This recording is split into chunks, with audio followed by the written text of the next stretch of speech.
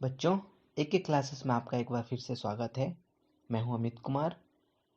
आज हम पढ़ेंगे एक कहानी, यह भी, जिसकी लेखिका है मनु भंडारी। लेखिका का परिचय। मनु भंडारी का जन्म मध्य प्रदेश के भानपुरा गांव में 1931 ईस्वी में हुआ। आपकी इंटर तक की शिक्षा अजमेर शहर में हुई। काशी हिंदू विश्वविद्यालय से 1952 ईस्वी में यानी 1952 ईस्वी में हिंदी में एमए करने के बाद दिल्ली के मिरांडा हाउस कॉलेज में अध्यापन कार्य करती रहीं। वहां से अवकाश प्राप्ति के बाद संप्रति दिल्ली में ही रहकर स्वतंत्र लेखन कर रही हैं। आपका विवाह प्रख्यात हिंदी साहित्यकार श्री राजेंद्र यादव से हुआ। आपकी रचनाओं में स्त्री मन से जुड़ी अनुभूतियों की अभिव्यक्ति देखी जा सकती है। आपकी साहित्य उपलब्धियों के लिए अनेक पुरस्कार प्राप्त हो चुके हैं, जिनमें भारतीय भाषा परिषद, कोलकाता, राजस्थान संगीत नाटक अकादमी, उत्तर प्रदेश हिंदी संस्था के पुरस्कारों के अलावा हिंदी अकादमी का शिखर सम्मान भी शामिल है। आपकी रचनाएं कहानी संग्रह मैं हार गई, एक प्लेट सैलाब, यही सच है, त्रिशंकु, मेरी प्रिय कहानियां, तीन निगाहों की एक तस्वीर इत्यादि। उपन्यास भी है इनकी, आपका बंटी, महाभोज, एक इंच मुस्कान, स्वामी आदि। पाठ का सारांश कुछ इस प्रकार है बच्चों।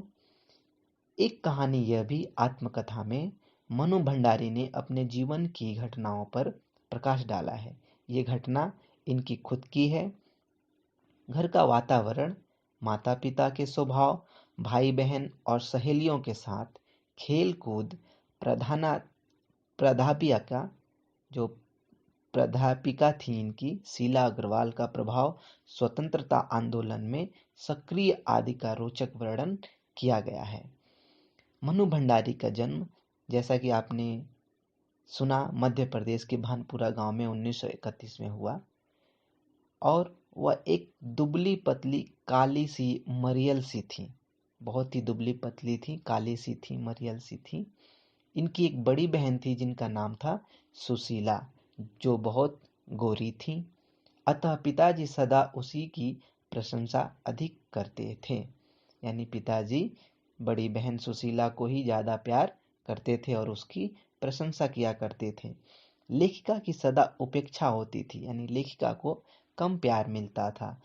अतः वह पिताजी के स्वभाव से कभी कभी अन्यमनस्क हो जाती, यानी वह पिताजी के स्वभाव से कभी कभी दुखी हो जाती थी। हाँ, पिताजी के प्रति उनके हृदय में श्रद्धा थी। पिताजी के प्रति क्या था उनके हृदय में, यानी मनु भंडारी के हृदय में, दिल में क्या था? बहुत श्रद्धा था, बहुत इज्जत थी। वह कहती हैं, मनु भंडारी कहती हैं, पिताजी की प्रतिष्ठा थी, उनका सम्मान था और उनका नाम भी था। एक तरफ वे कोमल और संवेदनशील थे, तो दूसरी तरफ वो क्या थे? बहुत ही क्रोधी और अहमवादी थे। बहुत ही वो क्रोधी भी थे और अहमवादी भी थे। लेखिका कहती हैं, बचपन में भाइयों के साथ वह गुल्ली डंडा, पतंग उड़ाने, लंगड़ी टांग, गुड्डे गुड़ियों का खेल, ब्याह आदि खेल खेला करती थी। लेखिका प्रायः अधिकांश कहानियों से मोहल्लों के ही इनके पात्र हैं। लेखिका की अध्यापिका जो थी शीला अग्रवाल, उन्होंने लेखिका को साहित्य में प्रवेश करवाया, यानी उनको उनकी रुचि उन्होंने देखी और उनको मोटिवेट किया, यानी मार्गदर्शन दिया कि आप कहानी पढ़िए और साहित्य में रुचि कीजिए और साहित्य में ही आप आगे बढ़िए। अनेक साहित्यकारों की रचनाएं पढ़ने के लिए उन्होंने प्रेरित किया शीला अग्रवाल ने। उनके मार्गदर्शन से लेखिका ने बहुत कुछ सोचा और विचार करके उन्होंने क्या किया, इसी लाइन में, यानी इसी साहित्य में वह आगे बढ़ती चली गई। इनके जो पिताजी थे वो रसोई घर को भटियार खाना कहते थे। यानी रसोई घर क्या है? औरतों के लिए क्या है? भटियार खाना है। क्योंकि उनका मानना था, उनके हिसाब से ये था कि वहाँ रहने वाली जितने भी लड़कियां और औरतें हैं वह अपनी प्रतिभा को, अपनी क्षमता को क्या करती हैं, भट्टी में झोंकती हैं, यानी आग में झोंक देती हैं, चूल्हे में झोंक देती हैं। ठीक है। पिता के ठीक विपरीत थी लेखिका की माँ। जो लेखिका की माँ थी, मनु भंडारी की जो माँ थी, वो उनके पिताजी से क्या थी, विपरीत थी, यानी उल्टी थी। धरती से भी अधिक धैर्य और सहनशील। जहाँ उनके पिताजी क्रोधी और अहंवादी थे, वहीं उनकी माता क्या थी, बहुत ही धैर्यवान थी और सहनशील थी। पिताजी की हर जाति को अपना फर्ज समझकर सहज भाव से स्वीकार कर लेती थी। पिताजी जो भी कहते थे उस बात को बिना सोचे समझे वो क्या करती थी, अपना फर्ज समझकर मान लेती थी। उन्होंने सदा दूसरों को ही दिया है, मांगा कुछ नहीं है। उन्होंने यानी मेरी माता ने, मनु भंडारी कहती है, मेरी माता ने सदा दूसरों को कुछ ना कुछ दिया ही है, कभी उन्होंने अपने लिए कुछ मांगा नहीं है। सबका लगाव माँ के साथ था। घर में सारे लोगों का लगाव जो था वो माता जी के साथ था। पिताजी एक निहायत दकियानूसी मित्र ने घर आकर लेखिका के बारे में कई सारी शिकायतें की। पिताजी के पास एक उनके जो मित्र थे वो घर आए एक दिन, और घर आने के बाद लेखिका यानी मनु भंडारी के बारे में बहुत शिकायतें की हैं।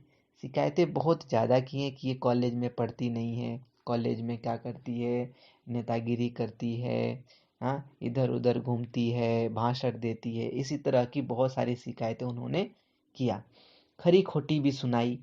पिताजी एक एक बार तो इस बात से क्या हो गए, चिंतित हो गए। लेकिन चिंतित होने के बाद उनके एक और मित्र थे जिनका नाम था डॉक्टर अंबालाल। अंबालाल भी क्या हुए, एक दिन उनके कहने पर अंबालाल जी कहें कि आपकी बेटी बहुत अच्छी है, पढ़ने में बहुत अच्छी है, एक सुंदर वक्ता है, बहुत अच्छी सोच समझ है उसकी। ठीक है। जब अंबालाल जी की यह बात सुने, पिताजी के चेहरे पे क्या हो गया, संतोष धीरे धीरे क्या हो गया, आ गया, और वह संतोष धीरे धीरे अब गर्व में बदल गया। यानी जो पहली बात कही गई थी, जो दूसरे वाले शिकायत किए थे, वो बात भूलकर अब इन्होंने क्या किया, अंबालाल के बातों को सुनकर ये गर्व महसूस करने लगे। इस तरह वह अपनी बेटी पे बहुत गर्व करने लगे। और आज़ादी के आंदोलन में भी लेखिका ने क्या किया, आज़ादी के आंदोलन में 1947 में 15 अगस्त 1947 में जब हमारा देश आज़ाद हुआ, उस समय आज़ादी के समय लेखिका ने अपनी देश के आज़ाद कराने के लिए उन्होंने भाग लिया। वह दिन आ गया जब हमारा देश आज़ाद हो गया, और उस आज़ाद देश के लिए उस खुशी में, जीत की खुशी जो थी, उसी समय उन्होंने कहा कि यह हमारी जो जीत है, यह जो हमारी आज़ादी है, ये शताब्दी की सबसे बड़ी उपलब्धि है, शताब्दी की सबसे बड़ी उपलब्धि है, शताब्दी की सबसे बड़ी जीत है।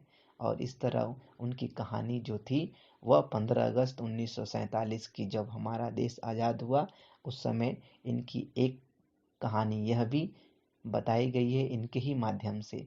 और इन्होंने यह कहानी खुद अपने जीवन के बारे में लिखा है।